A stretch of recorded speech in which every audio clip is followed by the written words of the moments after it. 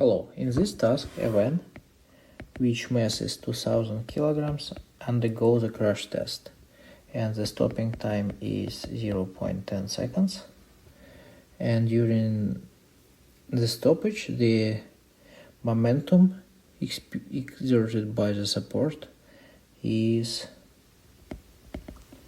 6 times 10 power by 3 Newton second. Unfortunately, that is unknown what has to be calculated.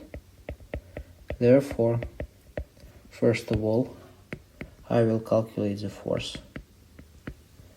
This force is momentum divided by time.